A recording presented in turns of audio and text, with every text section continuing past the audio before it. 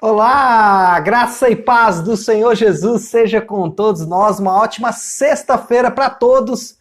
Hoje é dia 4 de junho de 2021, são 7 horas 32 minutinhos. Nós estamos começando aí o nosso devocional dessa sexta-feira, caminhando bem aí já pelo livro de 1 Reis.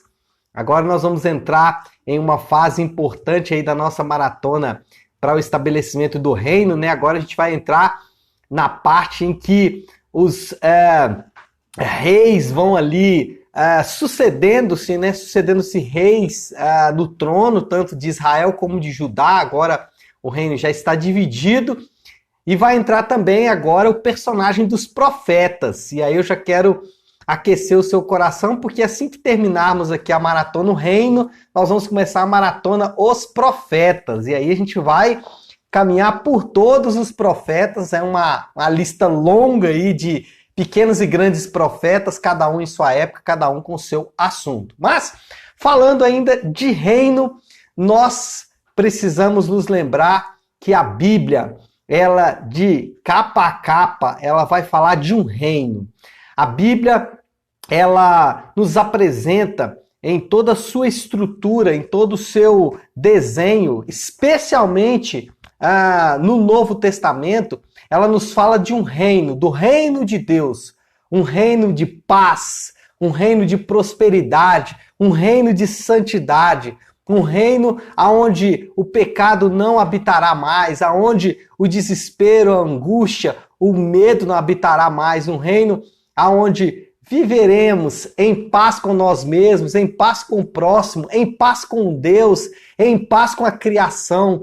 Um reino onde a prosperidade, ela não vai estar aquilo que fazemos, mas a prosperidade vai estar ligada à doação, a uma árvore que está no meio desse reino, no meio da cidade. E dessa árvore, todo o nosso suprimento virá.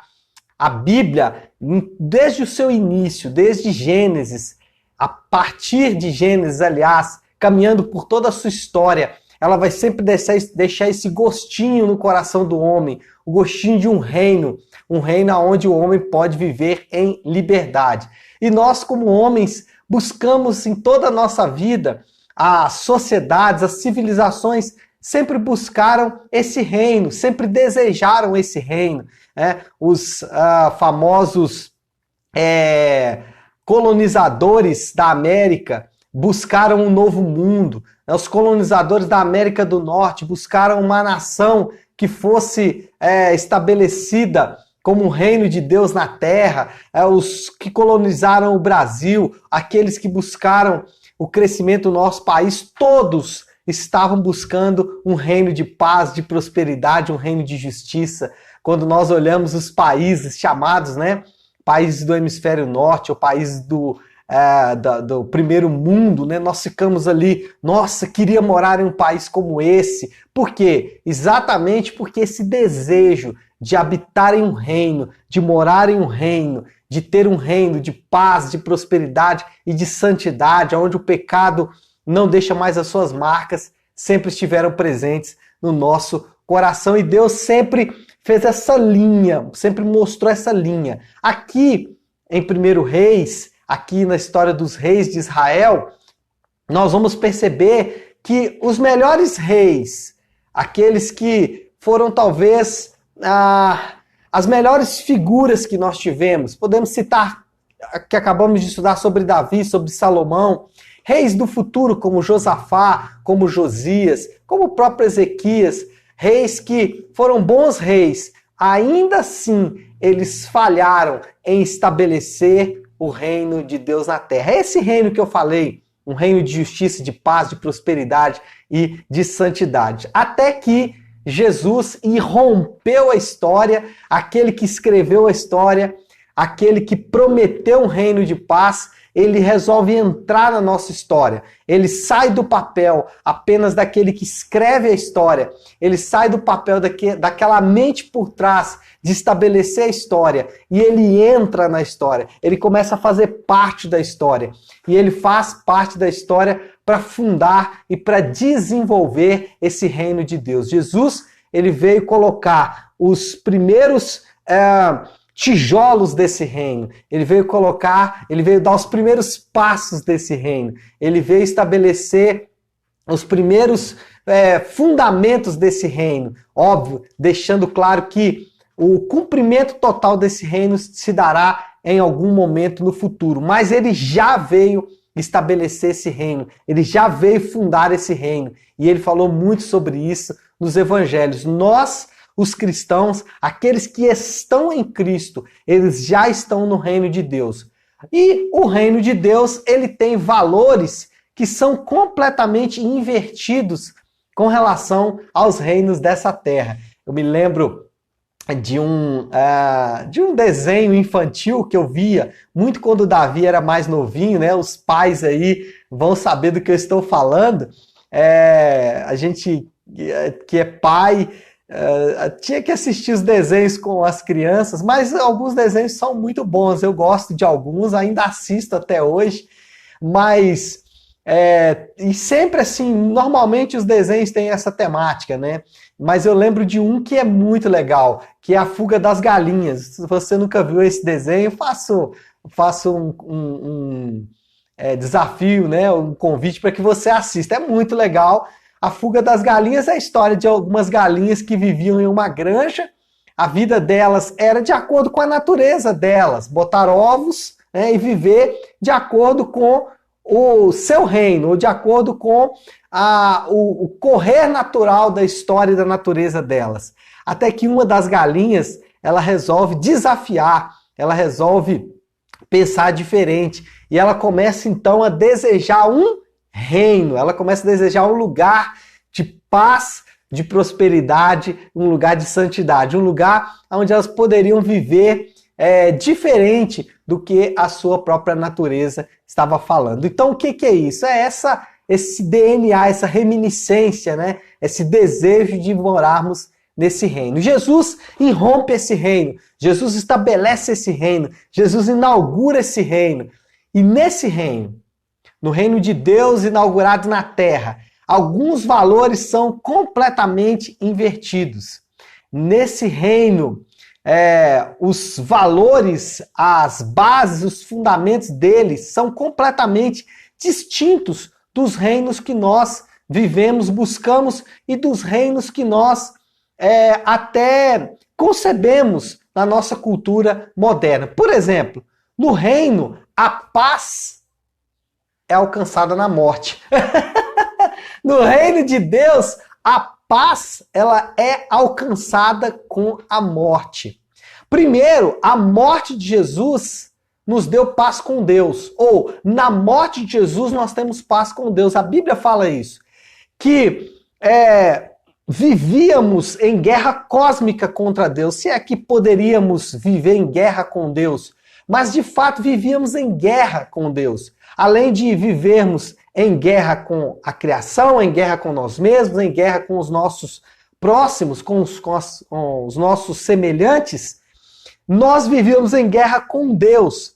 E na morte de Jesus, por causa de sua morte, agora nós temos paz com Deus. Você e eu sabemos que é nos vendida uma paz que é um estado de espírito.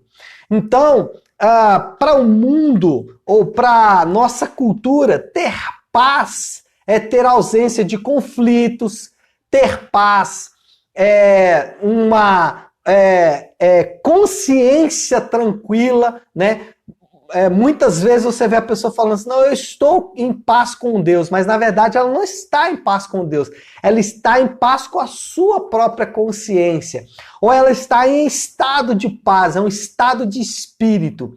Só que a Bíblia fala de um outro tipo de paz, uma paz cósmica, e essa paz só é adquirida na morte de Jesus na cruz do Calvário.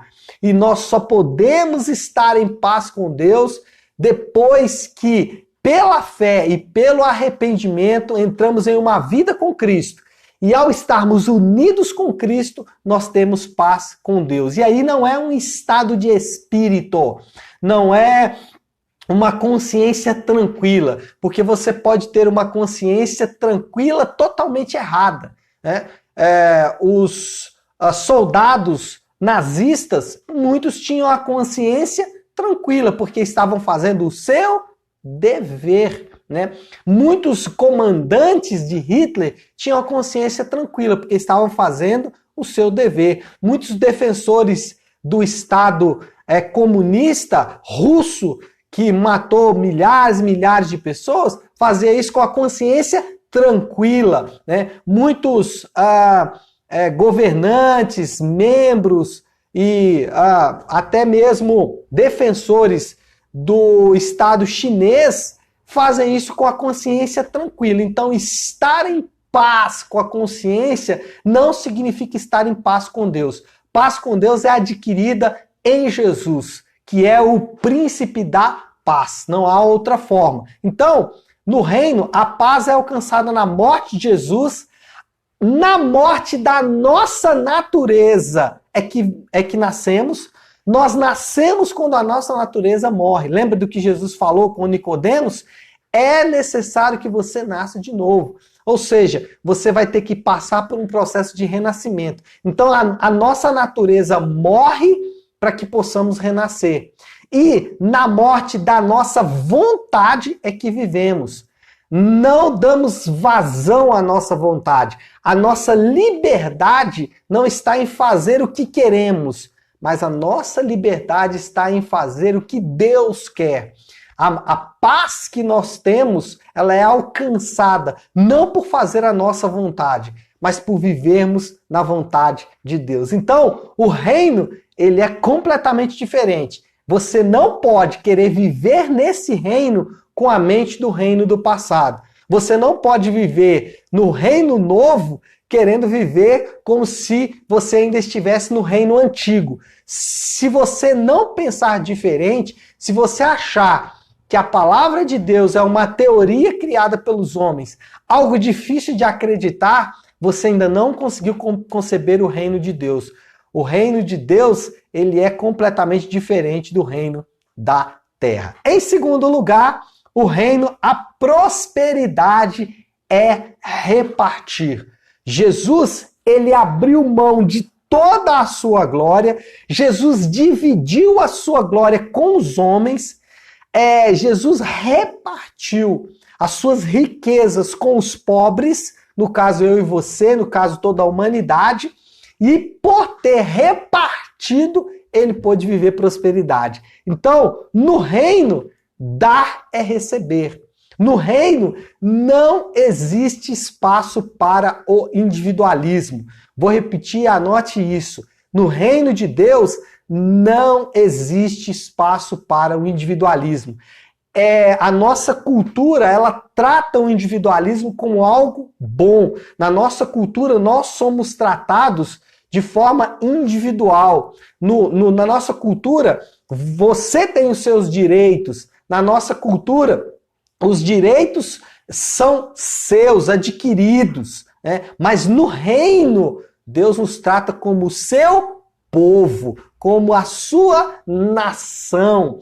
Por quê? Porque Deus, ele ama repartir. Olha que coisa incrível. Deus criou Adão e antes de Adão pecar, Deus colocou no coração dele o sentimento de insuficiência. Olha só, antes do pecado, Adão já tinha necessidade de se relacionar com uma outra pessoa. Por isso Deus criou Eva. Deus criou Eva em um estado de santidade total. Por quê?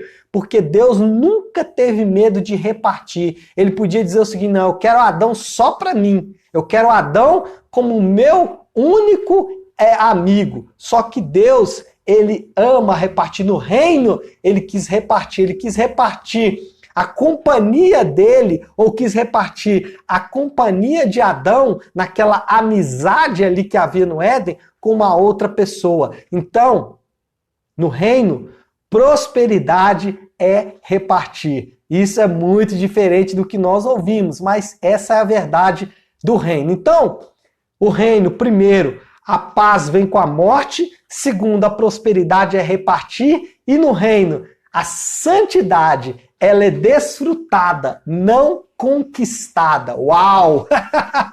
Vou repetir. No reino, a santidade é desfrutada, não conquistada. Preste atenção nisso, porque isso aqui faz toda a diferença.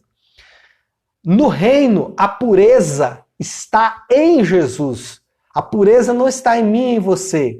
A pureza não está nos nossos atos, mas a pureza está no ato de Jesus. No reino, nós vivemos a santidade, não buscamos a santidade. No reino, nós desfrutamos da santidade. Santidade conquistada por Cristo Jesus. E porque podemos desfrutar dessa santidade, é que a nossa vida é transformada. E aqui está talvez a raiz da nossa busca, às vezes, por uma vida de santidade e nós não conseguimos. E por que não conseguimos? Porque nós estamos tentando ser santos para desfrutar da santidade. E no reino é invertido. Porque estamos desfrutando da santidade, vivemos cada vez mais em santidade. Sabe por que muita gente não vive em santidade? Porque acha a santidade difícil.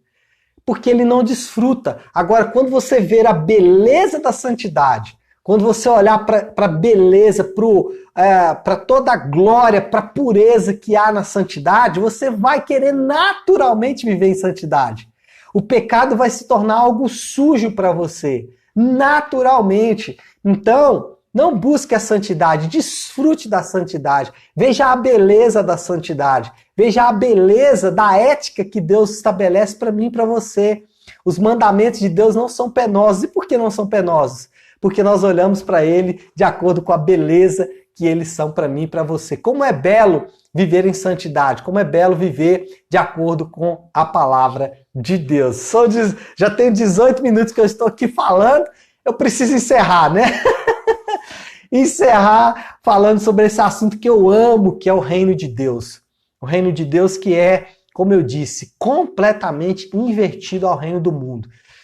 Para finalizar, um resumo rápido. O reino de Deus é o reino de paz, de prosperidade e de santidade. Mas a paz do reino de Deus, ela não é um estado de espírito, nem uma consciência limpa. A paz no reino é conquistado pela morte. A prosperidade não é acumular, ter muito, viver das benesses, mas é repartir.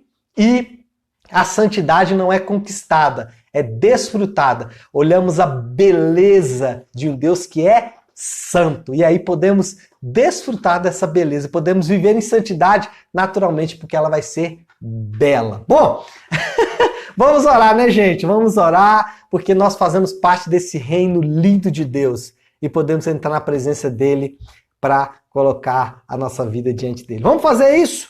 Se você puder agora, pare aí um minutinho aquilo que você está fazendo e vamos juntos aqui buscar a presença de Deus. Senhor, Deus de paz, Deus de amor e misericórdia, Pai, como é bom dizer como Jesus disse: venha o teu reino e seja feita a tua vontade.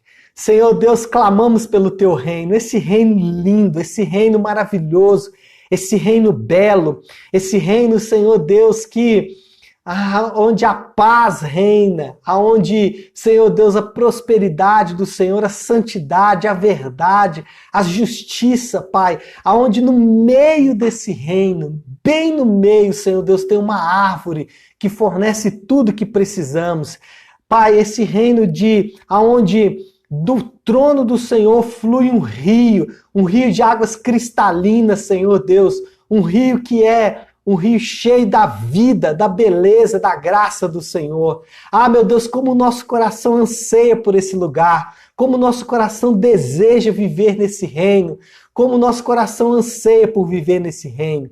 Já estamos, Senhor Deus, desfrutando de um pouco desse reino aqui na terra. Já podemos ver um pouco desse reino, Senhor Deus, ao olharmos para a paz conquistada pelo Senhor na cruz, ao olharmos, Senhor Deus, para a prosperidade que o Senhor nos concedeu na cruz, ao olharmos, meu Deus, para a santidade, aos teus olhos santos, os teus olhos de fogo, que viveram a sua vida em santidade, já podemos desfrutar desse reino. Nosso coração, Senhor Deus, se alegra, porque enquanto as pessoas e enquanto, Senhor Deus, muitos estão perdidos, nós já encontramos esse reino. Que o Senhor nos dê graça para levarmos esse reino ao maior número de pessoas possíveis. Que esses, Pai, que se encontram hoje perdidos e desesperançosos, possam encontrar na beleza do reino, na beleza das promessas do Senhor relacionadas a esse reino, na beleza, Senhor Deus, da Tua palavra e desse reino maravilhoso, eles possam encontrar essa esperança, a esperança que está perdida. Eu oro por aqueles que estão enfermos, eu oro, Senhor Deus, em especial pelo Tiago, pelo Edinho, que estão, e também pela Jana e o Mateus, que estão diagnosticados com o Covid, que o Senhor possa, Senhor Deus, abençoá-los, livrá-los, Pai, dessa enfermidade.